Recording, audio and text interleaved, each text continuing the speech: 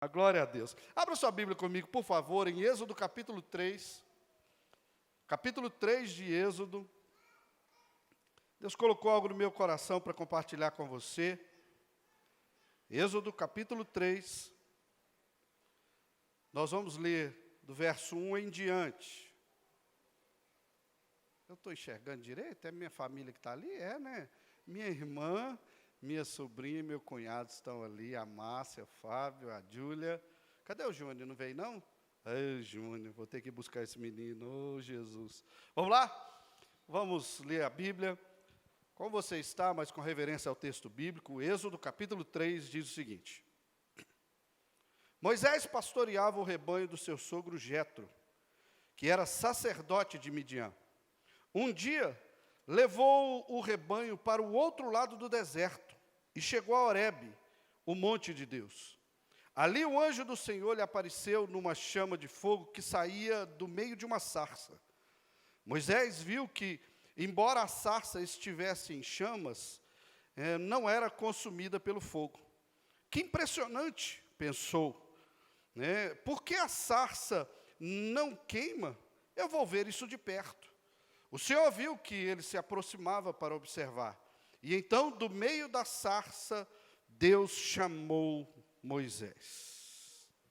Moisés, Moisés, eis-me aqui, respondeu ele. Que Deus abençoe a sua santa e preciosa palavra. Você pode deixar a Bíblia aberta aí nesse texto, que eu quero ler depois mais um pouquinho. Mas eu não sei se é claro para você o fato de que o mundo vive um avivamento. E quando eu falo mundo, eu estou falando o mundo barra pesada. Gente que não serve a Deus, gente que não tem compromisso com Deus, gente que sequer hoje tem dado atenção a Deus. Eu viajo muito, né, e por vezes eu tenho percebido o quão difícil tem ficado, porque as pessoas estão se distanciando mais e mais de Deus. Por exemplo, eu ouvi de um inglês, conversava com um inglês certa feita, esse inglês virou para mim e falou, não, a Europa é um país, a Europa é um continente pós-cristianismo, e ele estava falando especificamente, né, da Inglaterra, ali da Grã-Bretanha, aqueles países que compõem a Grã-Bretanha. E o fato é, eu vi, por exemplo, lugares onde haviam igrejas centenárias que foram transformadas em boates, que foram transformadas em lugares para aventura radical, né, para esportes radicais. Né, tem uma boate muito famosa lá em Londres que se chama The Temple, que era uma igreja centenária que fechou. O povo está distanciando de Deus, e a realidade é que não tem sido oculto, não tem sido algo velado, muito pelo contrário, está muito claro hoje em dia. Satanás resolveu colocar as garrinhas de fora. Você vê, eu gosto muito de assistir séries. Sabe uma coisa que eu descobri nas séries? E eu confesso que eu estou tendo dificuldade, é que agora toda série tem que ter um casal homossexual. Agora é sagrado, na série tem que ter um casal homossexual. Aí eu fui ver esses dias o top 10 das séries, por exemplo, do Netflix. Uma das séries que faz mais sucesso é uma série chamada Lucifer. Eu não sei, os meninos sabem, eu não vou nem perguntar se sabem, não, porque eu sei que sabem. Né? Uma série chamada Lucifer, onde Lúcifer é o herói do negócio. Vê onde é que nós estamos chegando. O capeta virou o artista da parada, virou o artista principal. Então, não está velado mais a situação. Sinceramente, hoje, o pau está aí quebrando.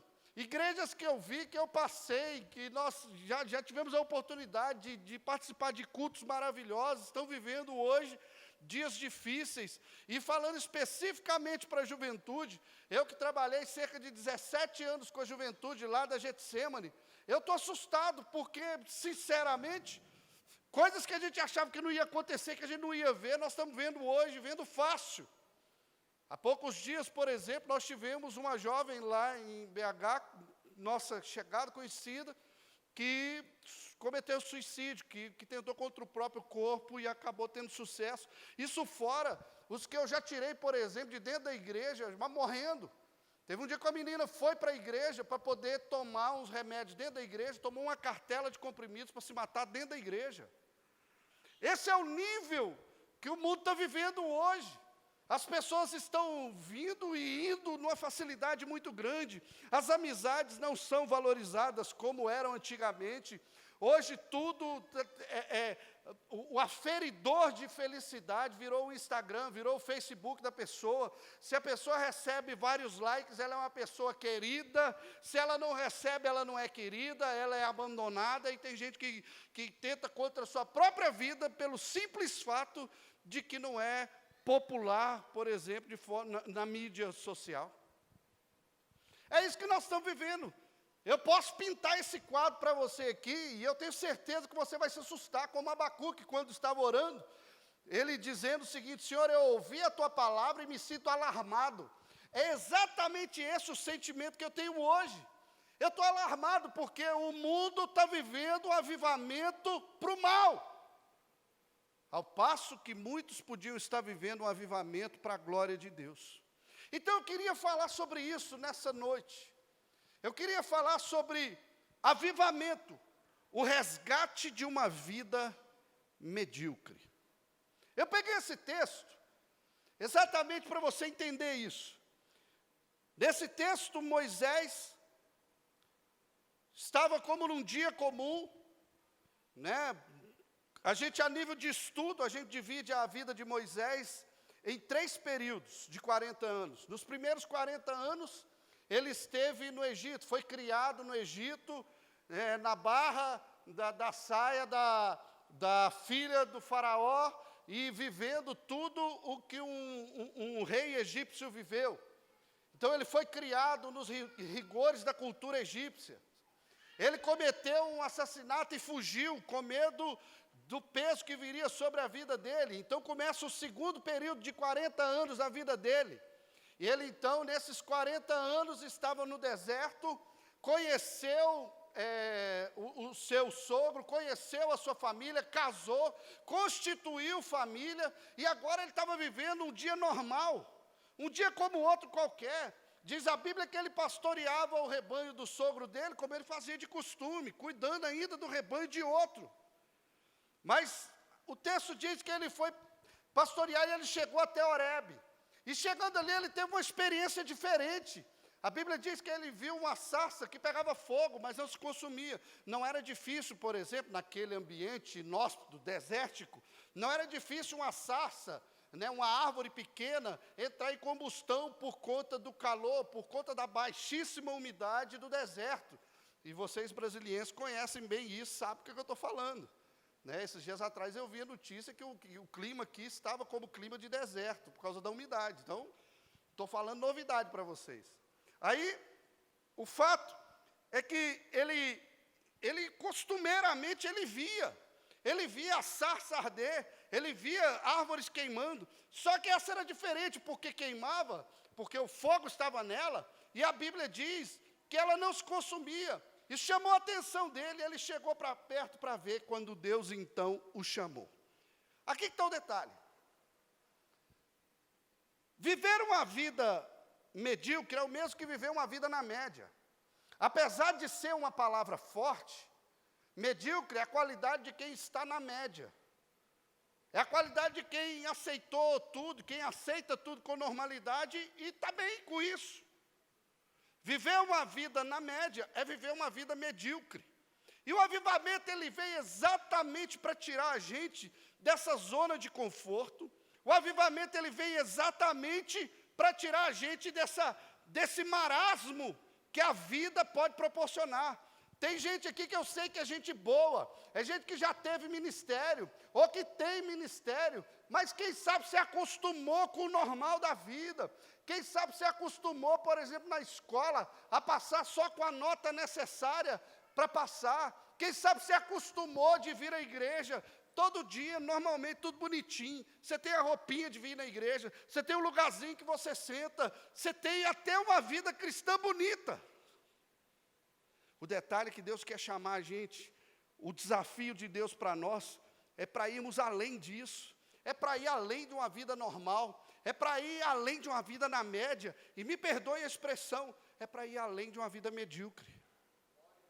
É exatamente isso aqui.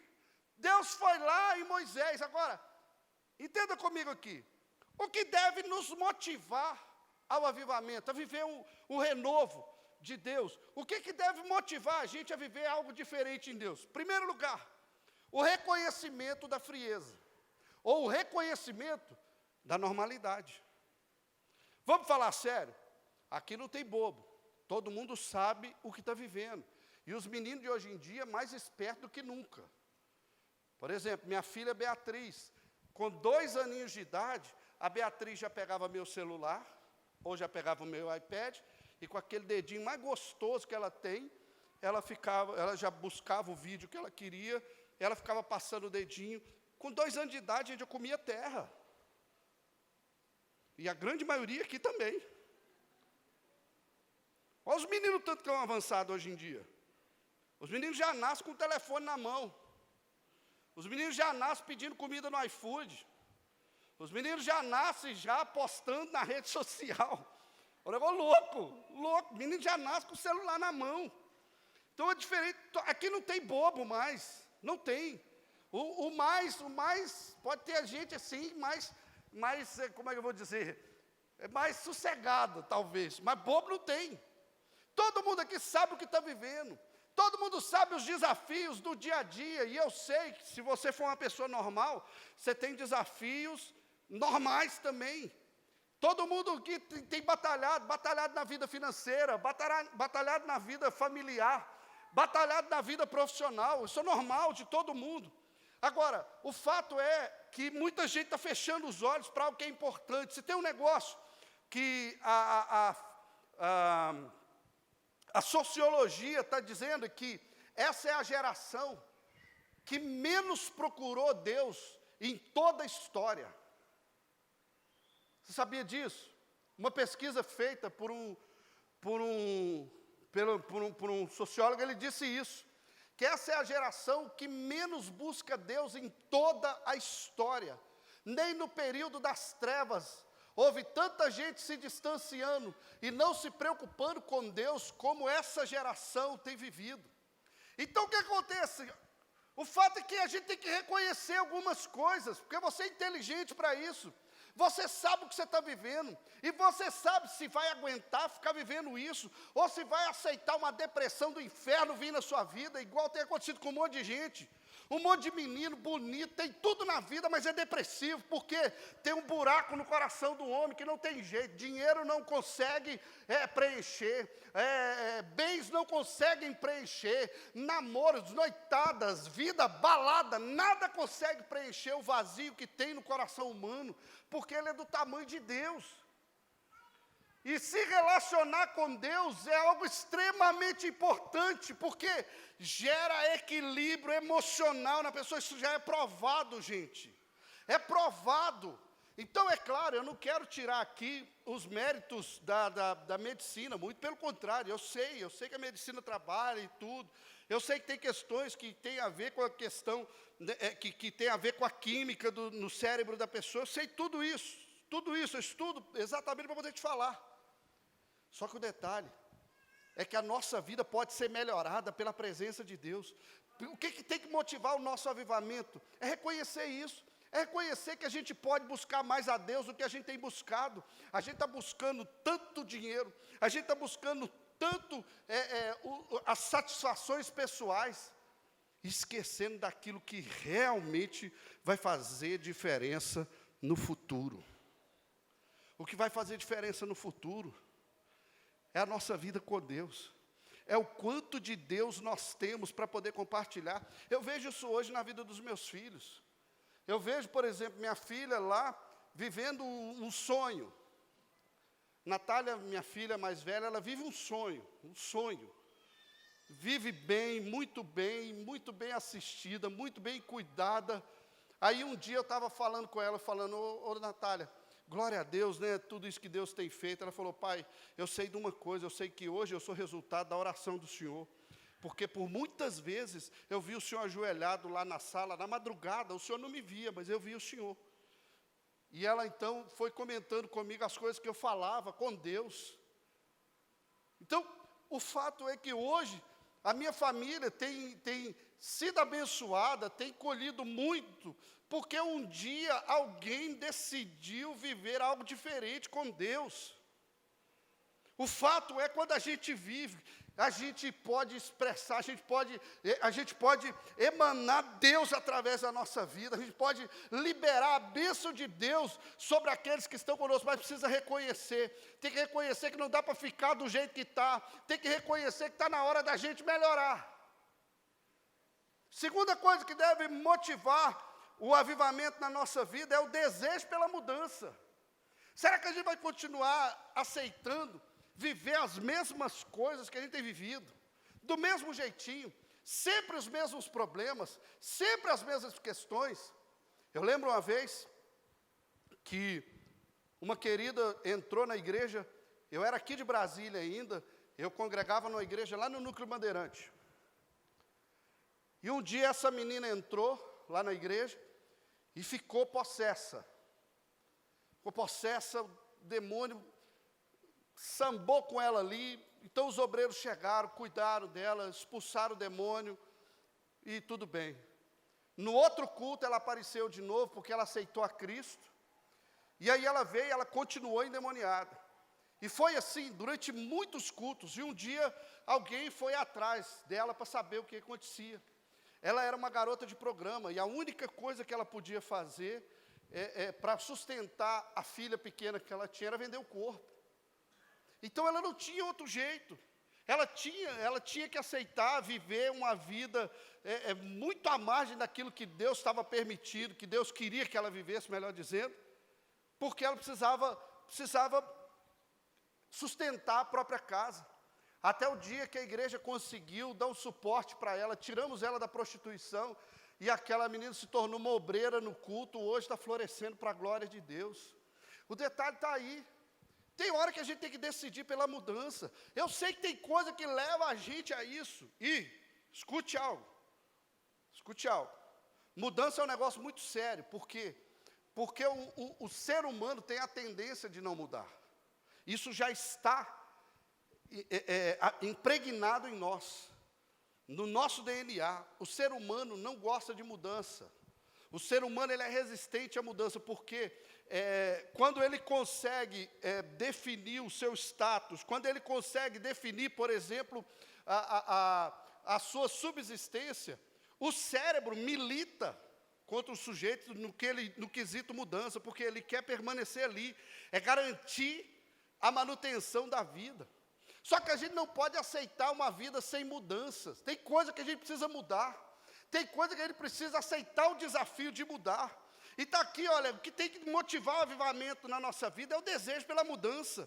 Foi o que aconteceu com Moisés. Todo dia ele pastoreava o rebanho, durante 40 anos, pastoreando o rebanho, vivendo uma vida normal. Só que Deus tinha um chamado para a vida dele, e um dia ele teve que aceitar a mudança. Um dia ele teve que aceitar. Um dia você vai ter que aceitar, parar de correr do ministério, parar de correr daquilo que Deus quer que você viva. Tem que aceitar. Tem que aceitar porque a gente não pode ficar submetendo a nossa família à tristeza. A gente não pode ficar submetendo a nossa própria vida à tristeza. A Bíblia diz assim, o salmista diz que na presença do Senhor há plenitude de alegria, e na sua destra delícias perpetuamente. Ou seja, tem coisa boa de Deus para a gente experimentar. Se não estamos experimentando, é porque algo precisa ser mudado. Terceiro lugar, o que tem que motivar o avivamento em nós? O desejo pelo novo de Deus, em todos os aspectos. Você não viveu, você não pode falar. Você não viveu, você não pode falar. Você não pode criticar algo que você não viveu. Eu tenho essa máxima comigo. Quando a pessoa chega para mim e fala, você conhece fulano? Não. O que você acha dele? Não, eu não conheço. O que eu vou achar? Não, mas você já ouviu falar? Já. Não, mas e aí? Não posso falar, eu não tenho autoridade para falar, mas eu não conheço. A gente só tem autoridade depois que a gente conhece. Agora, tem gente que está querendo dar moral, que está querendo dar lição, que está querendo dizer que pode viver a vida do jeito que dá.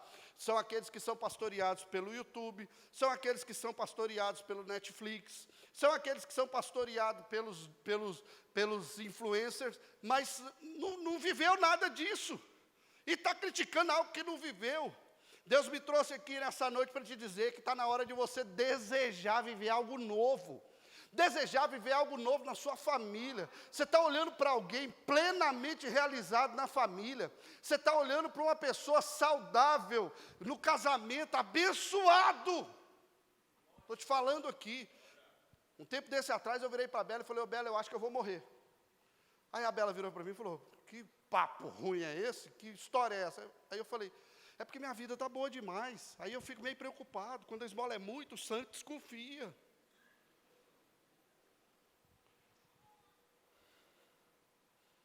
A gente tem que desejar viver essas coisas, gente.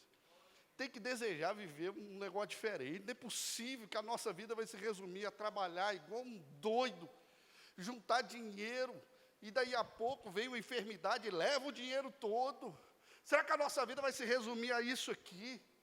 Será que a nossa vida vai se resumir apenas a um dia, todo dia você vem, você tem seu lugarzinho marcado, você é até um bom crente, você é até um bom cristão, você é até uma boa pessoa, mas você vai se contentar com isso, sendo que tem muito para viver. Você tem muito para viver ainda na vida emocional. Você tem muito para viver ainda. Eu não sei a sua idade, eu não tenho medo de dizer. Não tenho medo de dizer, você tem muito para viver, do mais novo ao mais velho aqui. Você tem muito para viver na sua vida emocional. Você tem muito para viver na sua vida profissional. Você tem muito para viver no casamento. Você tem muito para viver com os teus filhos. Você tem muito para viver. É só aceitar. Só aceitar. Então, o que deve motivar o avivamento na nossa vida? O reconhecimento da frieza, o desejo pela mudança e o desejo pelo novo em todos os aspectos. Agora, esse texto me mostra como Deus, ele me mostra o que motiva Deus a liberar o avivamento. Olha só, mais à frente, como eu te falei que a gente ia ler, o texto diz aí que Deus então fez uma proposta, o verso 7, falando para Moisés, disse o Senhor, de fato, eu tenho visto a opressão sobre o meu povo no Egito. Primeiro lugar, olha o que motiva Deus a liberar o avivamento. Deus está vendo a situação, gente. Deus está vendo os nossos jovens, cada dia mais se distanciando dEle. Deus está vendo os casamentos vivendo cada dia mais em bancarrota. Deus está vendo as igrejas que podiam estar fazendo coisas fantásticas e estão minguando. Deus está vendo tudo que você está passando. Há quem pensa que Deus é um velho gagá que está ali com a bengalona esperando o tempo de entrar para o refrigério com o seu... Não, Deus é um Deus que vê. O Deus do Salmo de número 116, que diz que é o Deus que inclina os seus ouvidos ao nosso favor. É o Deus que estende a mão para nós, é diferente do Deus que é descrito no Salmo de número 115, que diz que ele tem olhos, mas não vê, que tem boca, mas não fala, que tem mão, mas não apalpa, que tem perna, mas não anda. Deus não é desse jeito, não. Deus é um Deus que tem prazer em se relacionar conosco. Deus é um Deus que tem prazer em ver o bem do seu povo. Deus não fica alegre com a sua tristeza. Ele não é sádico. Ele não quer ver o seu sofrimento. Muito pelo contrário. Deus quer ver a nossa alegria. Se tem algo que glorifica o nome de Deus, é a alegria na nossa vida. Deus vê. Deus está vendo tudo que você está passando. Deus está vendo as enfermidades aumentando. Cada dia os cientistas descobrem um troço diferente aí. Cada dia o negócio vai só complicando. Deus vê a situação. Agora, olha que legal. Eu tenho visto de fato a opressão sobre o meu povo.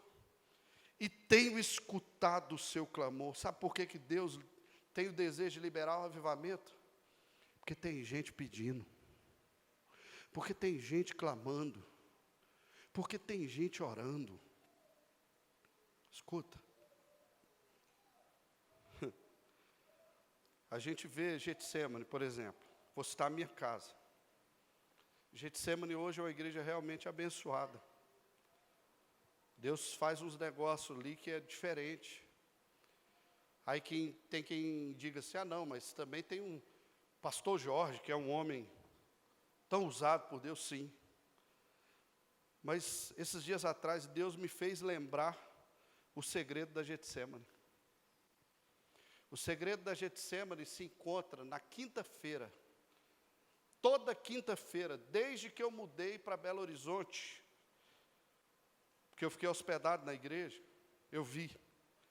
Desde que eu mudei para Belo Horizonte, há 23, quase 24 anos atrás, que tem um grupo de irmãs que se reúnem toda quinta-feira. Toda quinta-feira, 7:30 da manhã, bate o joelho no chão e começa a citar o nome de cada pastor, um por um. Começa a citar os desafios da igreja. Um dia viraram para Spurgeon, o príncipe dos pregadores, em inglês. Eu estive lá na igreja que esse homem pregava. É um negócio assim, fantástico. E disseram assim, os repórteres viraram para ele e falaram, qual o segredo da sua igreja? Ele levou o pessoal num lugarzinho que existe até hoje.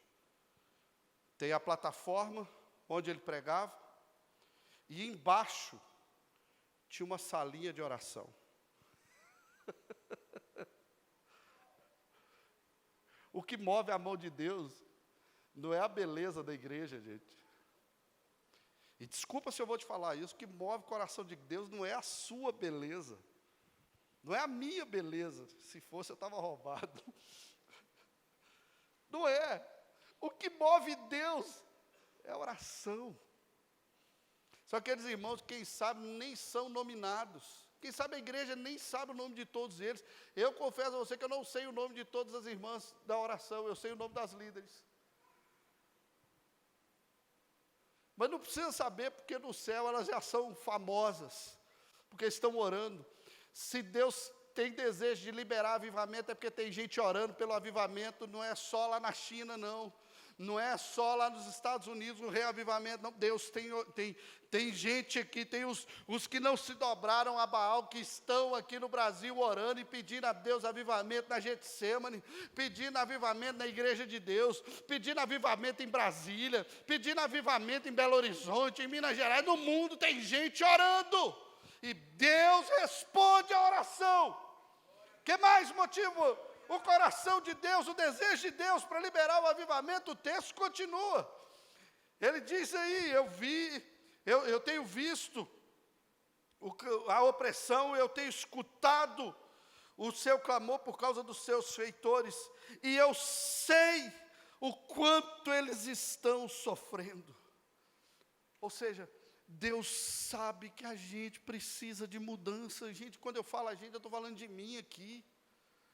Deus sabe que a gente precisa de mudança. Deus sabe que a gente precisa ser abastecido, porque não está dando hoje em dia, não. A gente é bombardeado a semana inteira, para chegar no domingão aqui, só ir receber. E olha que nós estamos recebendo muito, porque quem consegue ser crente apenas com um culto na semana, eu vou te falar, você virou meu herói. Porque a gente é bombardeado de todo lado. De todo lado vem oferta. De todo lado nós estamos sendo assediados. Gente, Deus sabe que a gente precisa dessa mudança. E para a gente orar, qual é o real objetivo do avivamento? Qual o real objetivo do avivamento? Em primeiro lugar, eu já falei no início, nos resgatar da vida na média. Avivamento é só para quem quer sair da média, gente. É só para quem quer viver algo diferente. E, assim como a palavra medíocre tem tem uma conotação muito forte. A palavra avivamento também tem, que é tornar vivo outra vez. Tornar vivo. Significa que tem muita gente que está morrendo. E uma expressão que eu percebo na Bíblia, que eu acho que é muito, muito própria, para exemplificar isso. Lucas capítulo 15, quando Jesus fala sobre os perdidos, ele fala sobre a ovelha perdida, ele fala sobre a dracma perdida e fala sobre o filho pródigo, que significa perdido. Mas a dracma, esses três caracterizam três tipos de perdidos. Mas esse segundo, a dracma, me chama mais atenção. O que era? É aquele que se perdeu e sequer se deu conta que está perdido. Estava na casa, mas estava perdido. Tem gente que está desse jeito. Está na igreja, está bonito, frequente, em dia com suas obrigações eclesiásticas, mas está perdido. Perdido. Primeira coisa, Deus está querendo achar a gente. Deus está querendo achar a gente de novo. Tirar a gente dessa vida na média. Tirar a gente dessa pobreza espiritual que a gente está vivendo. A ponto da gente ser abalado por qualquer notícia. Diferente dos crentes de antigamente. Crentes como, por exemplo, os crentes que foram perseguidos na Coreia do Norte. Que até hoje são perseguidos por lá. Gente que morreu simplesmente porque não quis negar a Cristo. Gente que perdeu tudo que tinha, simplesmente porque não quis abrir mão do mais importante, que era a salvação. Gente que foi morta ao fio do fuzil. Gente que foi morta enforcada. Gente que foi esmagada com rolo compressor. E cantando hino. Hoje em dia o sujeito dá qualquer piripaca, ele morre.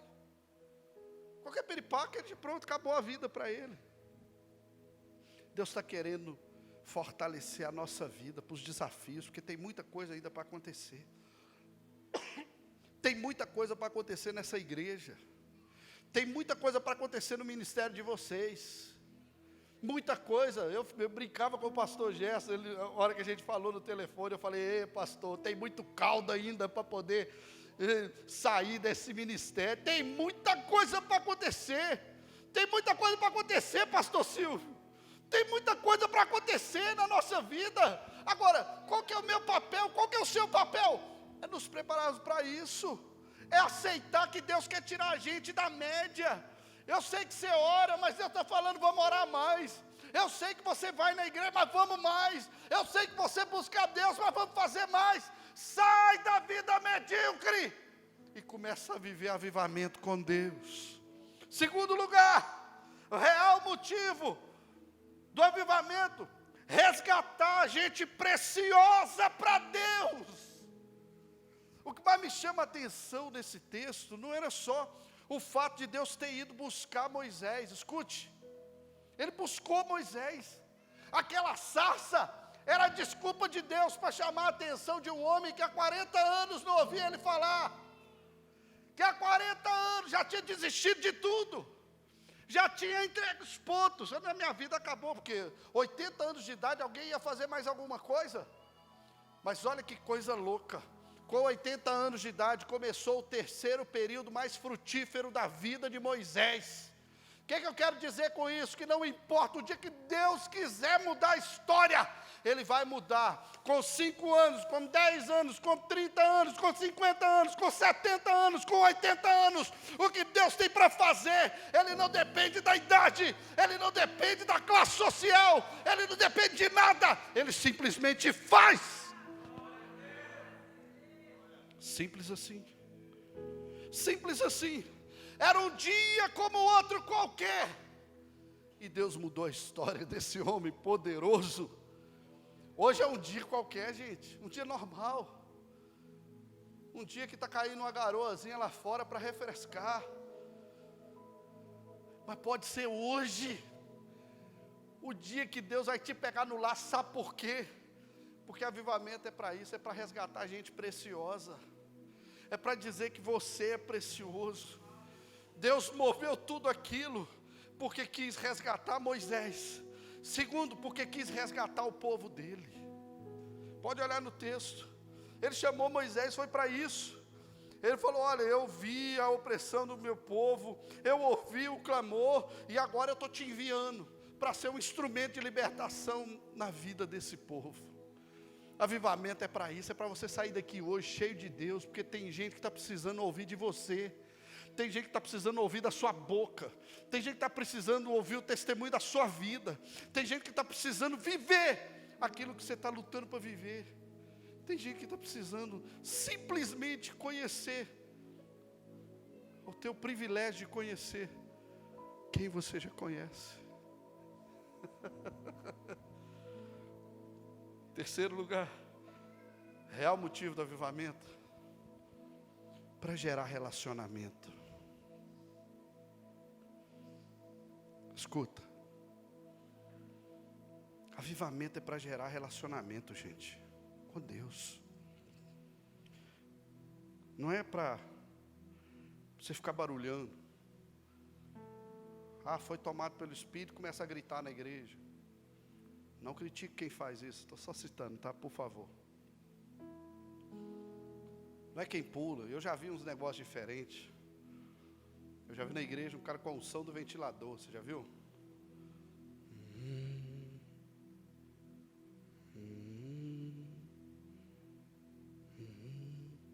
Eu já vi gente com a unção do caranguejo, só andava para trás. Eu já vi gente pulando, igual pipoca. Teve uma vez que eu estava pregando numa igreja, o irmão começou a rodar no início do louvor. E rodava, eu fiquei olhando, porque eu falei, aquele irmão vai cair. Vai cair, estava rodando. Quando terminou de rodar, normal, eu falei, gente, se eu desse 3 giros daquele ali, podia me buscar no chão. Eu estava capotado. Eu já vi de tudo, mas não é isso. O maior objetivo de Deus com o avivamento, sabe o que é? É o relacionamento. Quais as experiências que você tem para contar?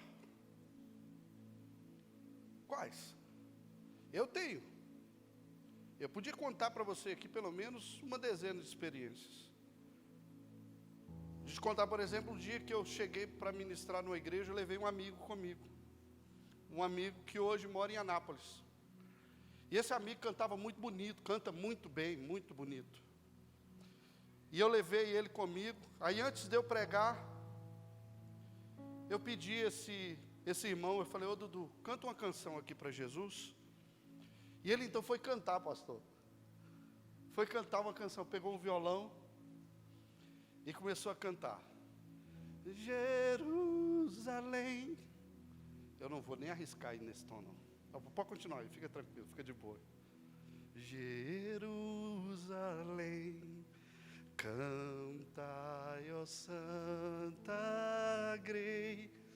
Mas ele cantava, aquele tempo foi invadindo meu coração, foi me enchendo da presença de Deus de tal forma, eu não consegui pregar. Eu fui para pregar, eu era pregador da noite, mas eu comecei a dar vexame. Eu não conseguia, eu simplesmente não conseguia. Deus estava mexendo algo comigo. Eu podia contar para você um dia que o pastor Jorge, um dia normal, o pastor Jorge pregou, normal, pregou. E ele fez o apelo. E eu fui o primeiro a ir no altar. E eu me lembro que eu ajoelhei. Eu sei que eu saí dali carregado, porque eu não conseguia levantar. São minhas experiências. O dia que minha mãe faleceu, Dona Valdete, inclusive eu tenho uma dívida de gratidão muito grande com essa igreja, porque o pastor Gerson e outros pastores foram lá cuidar de mim o dia que eu precisei. No sepultamento da minha mãe, estava esse guerreiro lá. Eu tenho uma dívida de gratidão com o Senhor por causa disso. Também, né? Claro. Mas o dia que minha mãe faleceu, eu estava em Vila Velha, pregando num congresso de jovens. Eu estava no hotel, quando eu recebi o telefone da minha irmã, a Márcia. A Márcia me ligou e falou, Marco, mamãe acabou de morrer. Eu estava com meu irmão Marcelo, que sempre viajava comigo, e a gente começou a chorar naquele hotel, que nada conseguia tirar de nós aquela dor que a gente estava sentindo. Muito forte, muito forte, muito forte. Aí o pastor chegou para me buscar, porque eu ia pregar, essas eram as 9 horas da manhã, mais ou menos. Eu ia pregar umas 9h30, quando eu recebi a notícia. E o pastor chegou para me pegar logo em seguida. Deram água com açúcar para a gente, cuidando da gente. E aquela dor. Meu irmão chorando muito, eu também chorando muito, muito, muito.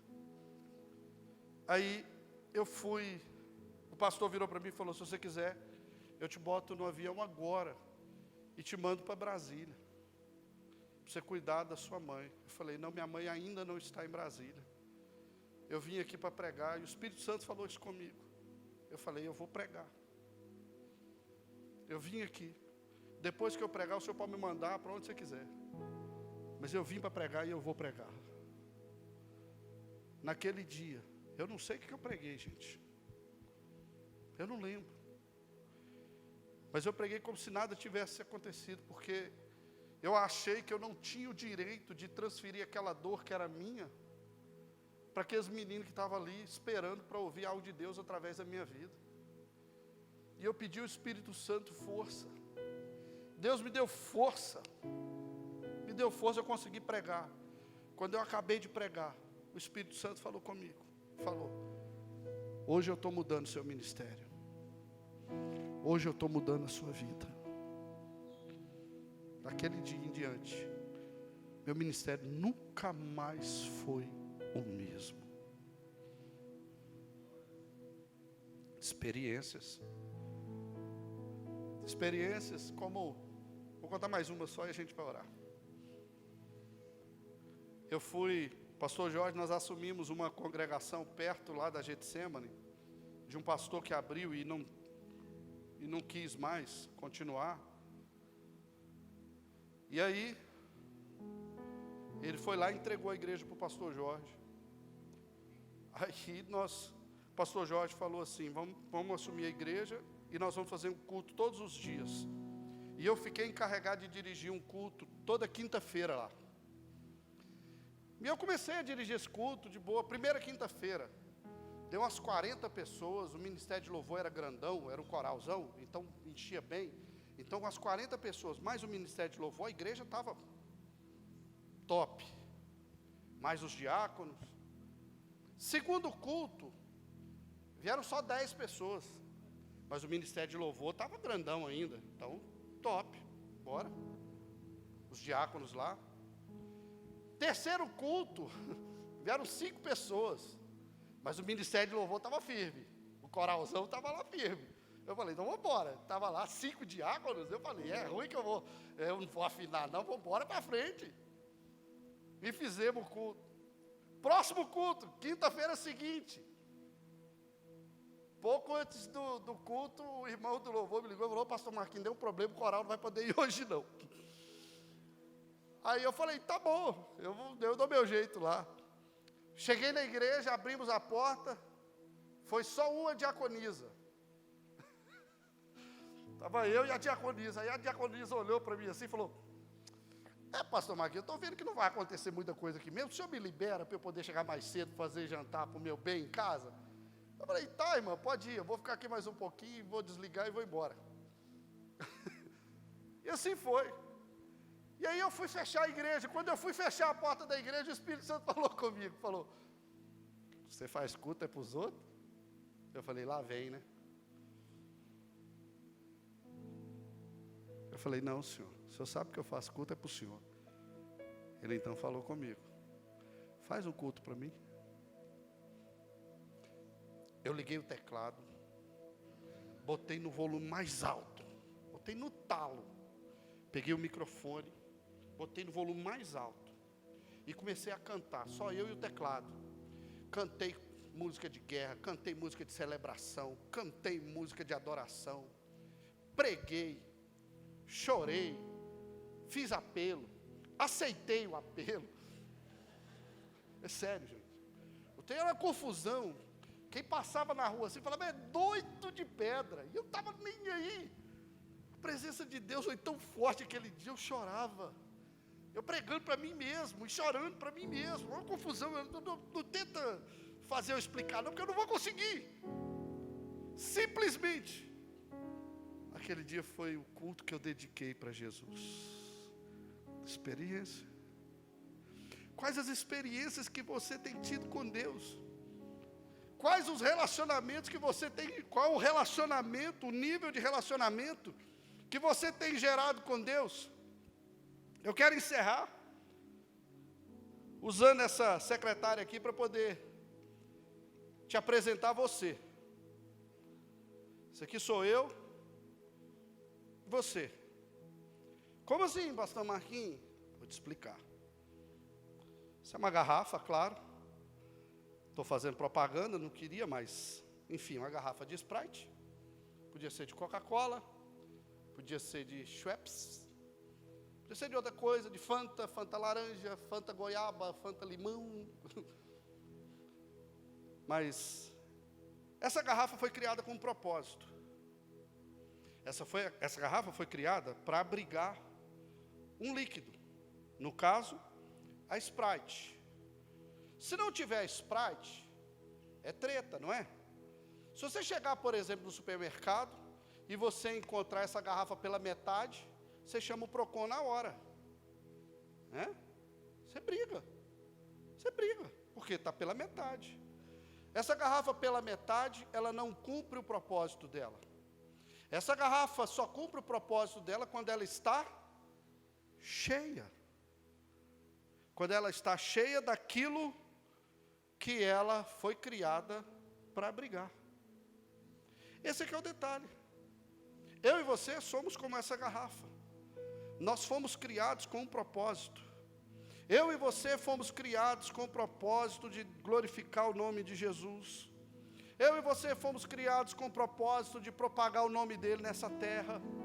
Eu e você fomos criados com o propósito de fazer o nome dele conhecido, seja pela palavra, seja pelo louvor, seja pelo ensino, seja simplesmente pela vida devota a Deus.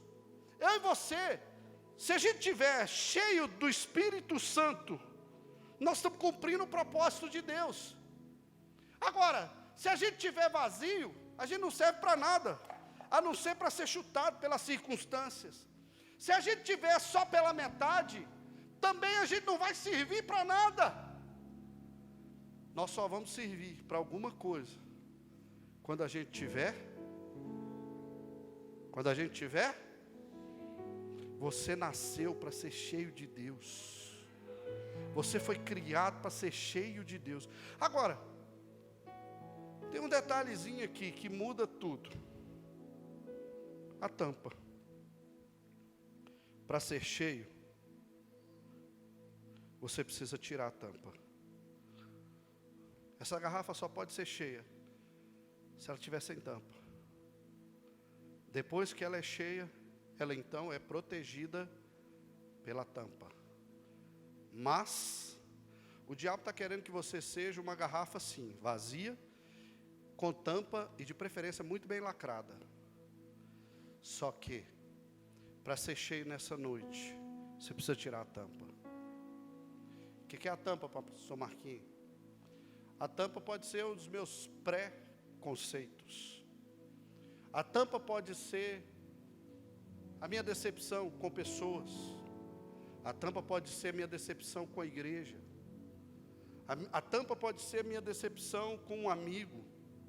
A tampa pode ser uma decepção com o namorado, com o esposo, com a esposa, com a namorada. A tampa pode ser a dificuldade financeira, porque tem gente que insiste em se permitir tampar porque acha que Deus não o abençoa financeiramente. A tampa pode ser a sua ganância por dinheiro, que você trabalha 700 horas por semana e o que sobra você entrega para Deus. A tampa pode ser o seu jeito de ser, a tampa pode ser o seu temperamento, que ninguém pode falar nada com você, que você está dando coice. A tampa pode ser tudo aquilo que te impede de viver aquilo que Jesus quer que você viva. A tampa tem que ser tirada nessa noite. Eu vou deixar essa garrafa aqui para te mostrar isso. Que se você não tiver preparado para receber, disposto a receber, você vai sair daqui do mesmo jeito que você entrou.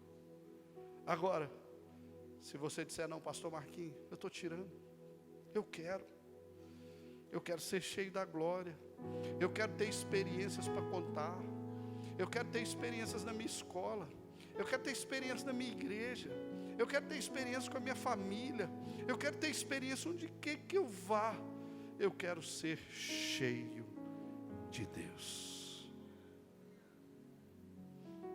Eu quero orar por você. Você que diz assim, é comigo. Essa história aí, pastor Marcos, é comigo que você está falando. Eu vim aqui hoje, não foi para mais uma conferência, para mais um congresso. Eu não vim para mais um dia normal. Eu não vim simplesmente para pastorear o rebanho como eu faço sempre. Eu vim aqui porque Deus permitiu que algo me chamasse a atenção, para que eu pudesse ter a minha vida transformada. Se você quiser transformação hoje, tem, se você tirar a tampa. Fica de pé e vamos orar, fica.